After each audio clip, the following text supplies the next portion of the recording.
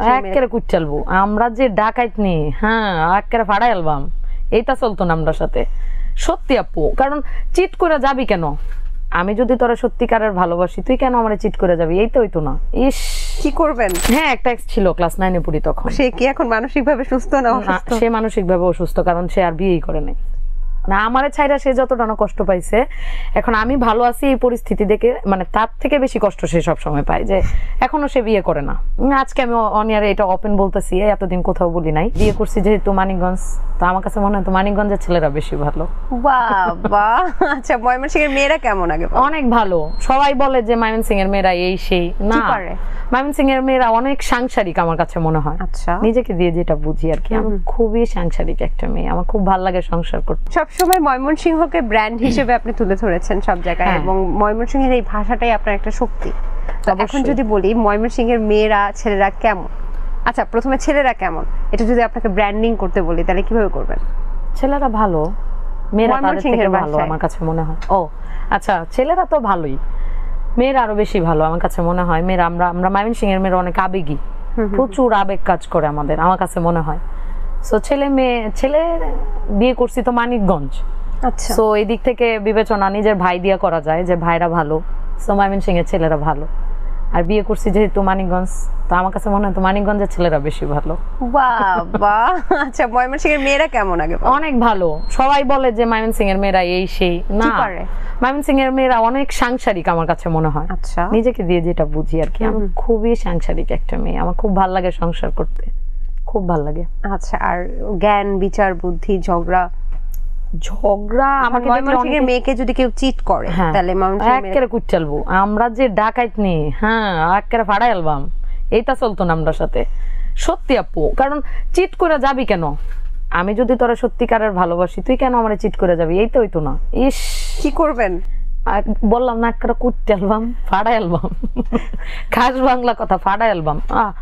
আমরা ভালোবাসি একেবারে কোল। ধরেন আপনি কাউকে ভালোবাসছেন বা একটা ময়মনসিংহের মেয়ে কাউকে ভালোবেসেছে, সে ধরেন কথা বললো, মানে অনেকদিন প্রেম করলো, অনেক আশা দেখাইলো, স্বপ্ন দেখাইলো, তারপর হুট করে সে গায়েব হয়ে গেল, মানে আর কোনো ফোন ধরে না, যোগাযোগ করে না, তখন কি করবেন? রাস্তায় যদি হুট করে দেখা হইলো, তাহলে ধরে পিটানি দিয়ে খেলানি, একদম দোপাদুপ। আমি তো আমি এরকম সত্যি কাউকে আমি না পিটাইছি বলতে কি, আমি ভালোবাসি বা আমি কারোর জন্য করবো, সে যদি আমাকে চিট করে আমি তারে ছাড়ি না।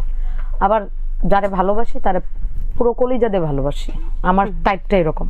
আচ্ছা, এখন আমারে দিয়ে তো আর আমি পুরো ময়মনসিংহকে বিবেচনা করতে পারি না, সেই জন্য হয়তো ক্যালকুলেটটা এখন করতে পারলাম না। কিন্তু আমি যারে ভালোবাসবো, সে আমার সাথে চিট করলে আমি তারে ছাড়বো না, ও যত বছর পরেই হোক। তারে আমি একটা না একটা মানসিক অশান্তি বা শারীরিক অশান্তি দিয়েই ছাড়বো। এখন তো জানতে ইচ্ছে করছে আপনার এক্স ছিল কিনা? হ্যাঁ, একটা এক্স ছিল ক্লাস 9 এ পড়ি তখন। সে কি এখন মানসিকভাবে সুস্থ না অসুস্থ? সে মানসিকভাবে অসুস্থ, কারণ সে আর বিয়েই করে নাই।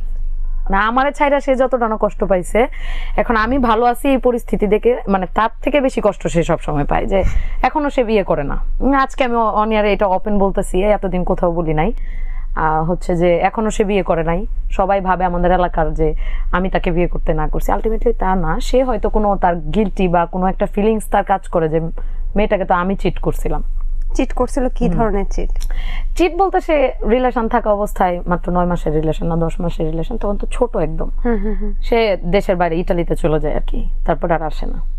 আপনাকে না জানিয়ে না, মানে বলছে সে বিয়ে করবে, আর হয় নাই। তারপরে তো আপনাদের ভাই আমাকে, এখন এই জামাই আমার মাস্টার, এই আমার জীবনে দুইটাই হিস্ট্রি আর কি। আচ্ছা আচ্ছা, তো এটা আপনার সাথে একটা চিট হয়েছে, তখন আপনি তো তার সামনে পান নাই, এখন যদি রাস্তায় দেখা হয়ে যায়? রাস্তায় দেখার অপশন নাই। এখন দেখা হইলে আমার কাছে মনে হয়, তখন হয়তো তার মনে হয়েছে যে আমি তার যোগ্য না, ক্লাস 9 এ পড়ি তখন, তার অনেক জৌলস, তার অনেক ভালো অবস্থা ছিল। সে হয়তো ভাবছে আমি তখন মাত্র ক্লাস 9 এ পড়ি, বাচ্চা মেয়ে, তার হয়তো কোনো কারণে মনে হয়েছে যে আমি তার লেভেলের না।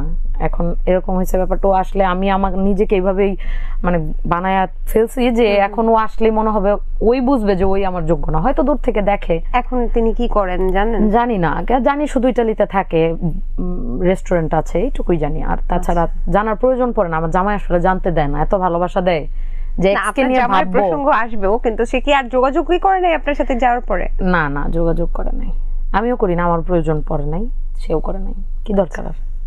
বাট কষ্ট পাইছি, কান্না করছি, অনেক কান্না করছি, এবং আমার হাজব্যান্ড এটা জানে। তাকে তো বলি, আমি তো মিথ্যা কথা বলি খুবই কম মানুষ বিপদে পড়লে তারে বাঁচানোর জন্য মিথ্যা বলি, আদারওয়াইজ আমি মিথ্যাও বলি না। পরে ওকে আমি খুলে বলছি সব, যে আমাকে তো এরকম একটা ছেলে পছন্দ করতো, আমিও করতাম, একদম বলা চলে যে জীবনের প্রথম প্রেম। সো এরকম তুমি কি তারপরে আমাকে পছন্দ করবা, বিয়ে করবা কিনা? সে বলছে কেন করবো না, মানে এরকম তার লাইফেরও সব আমি মানতে পারি, সে আমার লাইফের সব মানতে পারে। সো এখন যে আমি এটা অনেরে বলতেছি, অনেকেই হবে যে ভাববে আল্লাহ তো নিয়ে বলতেছে ভাইয়া না জানি কিচ্ছু করবে না, এবং তাকেও আমি সেই সুযোগ দিয়ে দিছি যে তোমার যা মন চায়, তোমার এক্সদেরকে নিয়েও যদি তোমার কোনো কথা বলতে মন চায় আমার সাথেই বলবা, কোনো সমস্যা নেই। আমি তো ওরে বলছি, ওর একটা এক্স ছিল হচ্ছে এখন অস্ট্রেলিয়াতে মেবি থাকে, আমি বলছি যদি কোনোদিন আপু দেশে আসে তোমারে যদি পাত্তা দেয়, কারণ মেয়েরা তো আমরা একটু ভাব বেশি ছেলেদের চাইতে, তোমারে যদি পাত্তা দেয়, যদি তাকে দাওয়াত করো, আমার এই মজা আমি অনেক রান্না পারি ভালো ভালো, আমি ইনভাইট করবো, আমার বাসায় বসে তোমরা আড্ডা দিবা। স্বামীর এক্স কে আপনি রান্না করে খাওয়াবেন, আমার বাসায় বসে আড্ডাও দিবে? আমার কোনো সমস্যা নাই, যদি আমি খুব পজিটিভলি নিতে পারি সবকিছু। যদি একান্তে আড্ডা দিতে চায়? একান্তে আড্ডা দিলে কি করবে আমার জামাই? তো তখন আমার চেহারা মনে পড়বে। মেয়ে দিতে চাইলেও তো সে বলবে আমার তোর নিয়ে আছে। সো আমি এগুলো নিয়ে ভাবি না, আমি ওকে ওইভাবে ক্যাপচার করে ফেলছি। আচ্ছা, জাগো এফএম এর অ্যাপ এখন পাওয়া যাচ্ছে অ্যাপ স্টোর এবং প্লে স্টোরে।